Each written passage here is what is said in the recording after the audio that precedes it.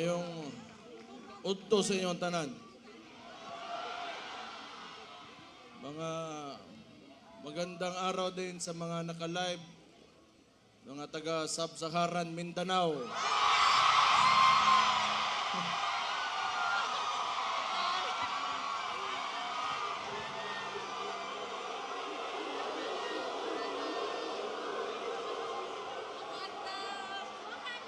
Diba mo, bago ko sagulo na nako Tagaw ug Bisaya aron gadtong mga makadungog makasabot po itong mga uban natong naminaw diha nas gawas. Unang-unas tanan magpasalamat ko sa inyong ginapakita ang suporta sa akong amahan.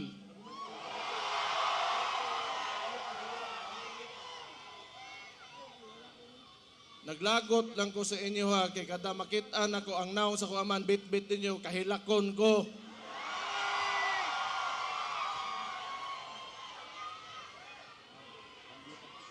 Mugara pod mo. Usob ko magpasalamat sa tanang Pilipino sa tibuok kalibutan na nagapakita og suporta kay PRRD.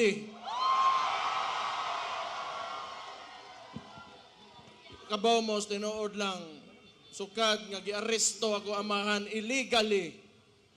Wag gyud ko kasabot sa akong gibati. It has been a roller coaster of emotions for me sa tinuod lang. But every time makita na ko suporta ninyo, makusgan gyud ko. Salamat kayo.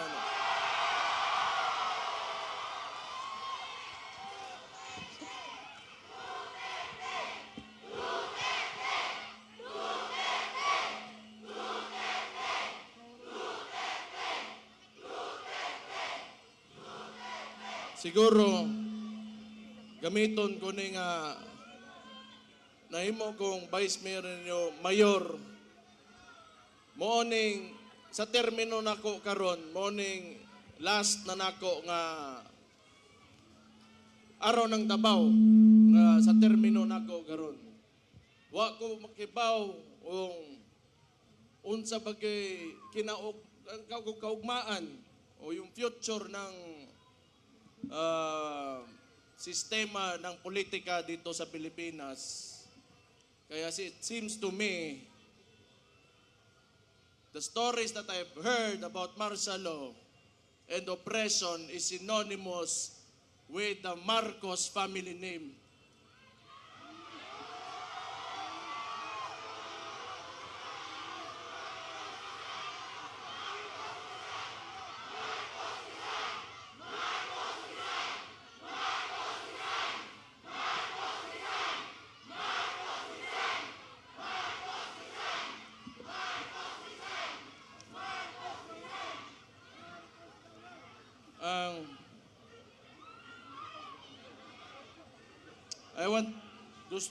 I will take this opportunity to tell Mr. Marcos how I feel about him.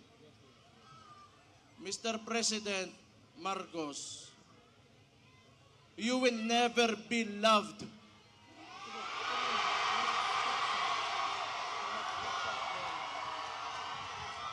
Especially to us who are calling out Rudy Duterte's name, you will never be loved, Mr. Marcos.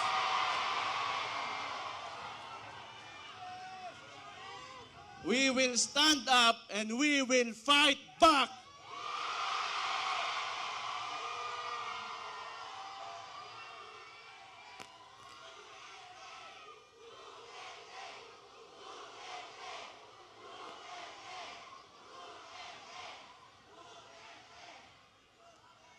Kita mga taga Davao, ingon ani na siya. Labi nanto mga dugay dire o niya kanang nituo sa plataporma o politika sa kuamahan. Nga ilang gikuha kaning administrasyon ni Marcos o si Bongbong Marcos mismo, binigay niya sa ICC. Murag wala lang, ato na lang, murag walay nahimo ang atong pinalanggang amahan diri sa Tundak Bayan. Kibaw mo, di ko matingala gyud tinuod lang. Di ko matingala. Nganong ingon ani karon? Kay because Rudy Duterte stood up for every tanang mga traditional politicians di nila gusto nga kausaban aning nasura ni. Una, along aning with Marcos o kani mga uban ring mga bagagnaw ng mga politiko, di nila gusto nga naa ng Rudy Duterte diha kay mabulilyaso ang ilang mga dola sa gobyerno.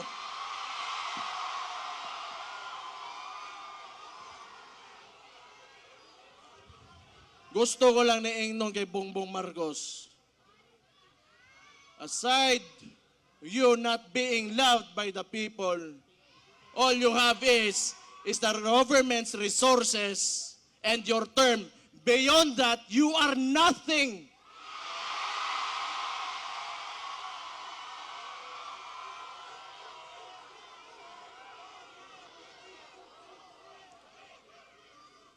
Kalimot oroy ang putang ina. Kita'y nagtabang sa iya makalingkod sa diha karon siyang ginalingkuran.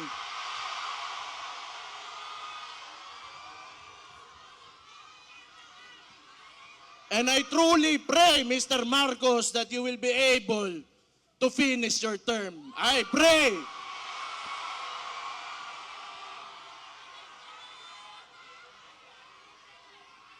Di gyud ta matingala. Kay kung ang sabo para sa ilang para pampadugay sa oras sa trabaho, ang sabo sa atoa mudaot og mga pamilya, mga komunidad, o mga inosenteng kinabuhi.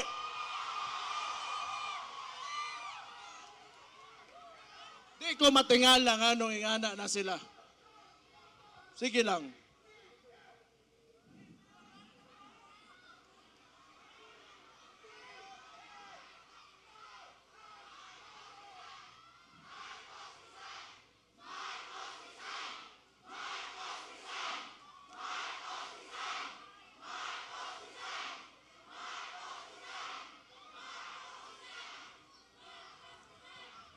Iba mo,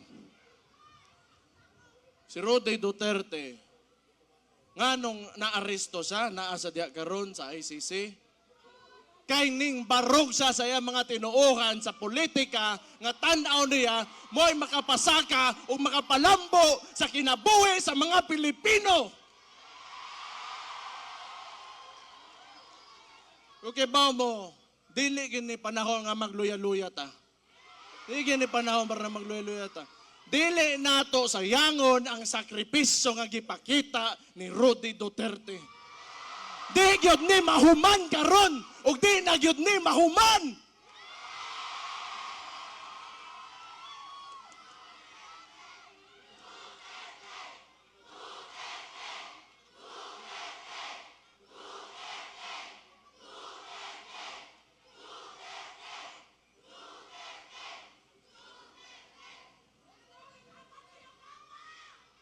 Sige lang. Basta kita, labi ng tong mga contemporaries na ko, some older and a little bit older than me, a little bit younger than me, kita gipadako ta ng mga dabawenyo. Dabawenyo, mapursigihon. Ang dabawenyo, isog. Ang dabawenyo, gusto kaayuhan. Ang dabawenyo gusto ka matuoran. Ang dabawenyo garboso. Mabuhay mong tanan.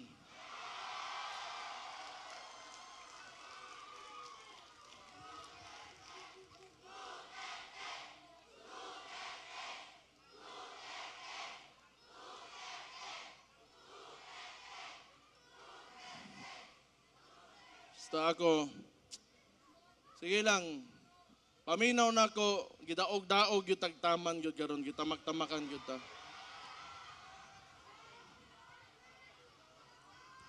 Kaya wala lagi mo, wala na yun ko po dire, wala na. Di kung dili tungod sa inyo ha, mo nang pasalamat na lang yun ko.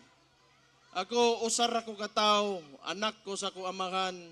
Pero dili ko gaingon ani mga istoryane, wa ko gaingon ani kay tungod anak ko dabawin niyo kundili kay tungod Pilipino ko nga nituo og usa ka presidente nga nangandoy nga makahimo sa nasod na kagustuhan o ganang makapahayag sa kaugmaon sa tanang Pilipino. Dili ni tungod kay atuwa, dili ni. It's about us, the Filipino people. Unya, how a government treats his own. Iyang gipapriso. Dili na lang ko mo mention kay personal, pero ingnon na lang po nako, dari usbo nako. Last year, January, giingnan ta ka Marcos, wag yung kay utang kabubuton. Ang imong amahan, gipalubong sa akong amahan, pero akong amahan, gipapreso nimo, putang ina ka.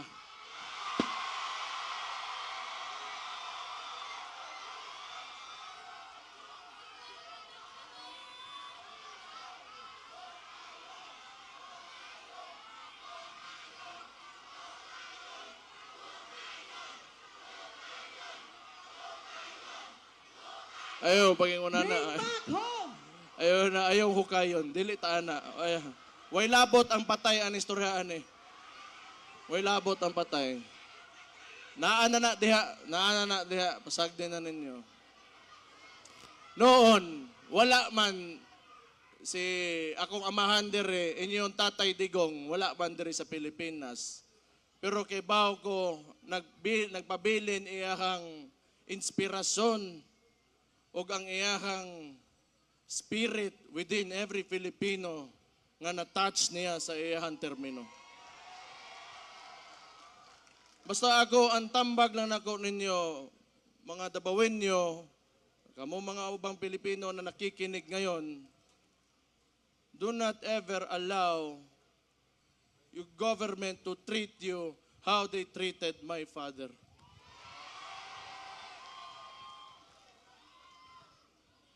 Usab, kabalo ko, busy mo na mga tao, dagan mo laing buhaton, pero makita na ko, in behalf of our family, akong igsoon, ako mga igsoon, tulo na ako ka igsoon, umama, tanan may mga Duterte, na nagsakit karon tungod sa naitabo sa among amahan. Salamat kaayo, gyud sa inyo suporta. Salamat kayo sa inyo ginapakita. Wala na ko'y maingon sa inyo kung hanto diri na lang gyud me, hanto diri na lang me, pero sobra-sobra na kayo gipangita. Yung gipakita sa mga, salamat kayo. Pero samtang niya pata diri, di gyud ta maundang o di gyud ta mapili, basta nagkahiusa lang ta mga Dabawenyo. Mabuhay ang Davao City!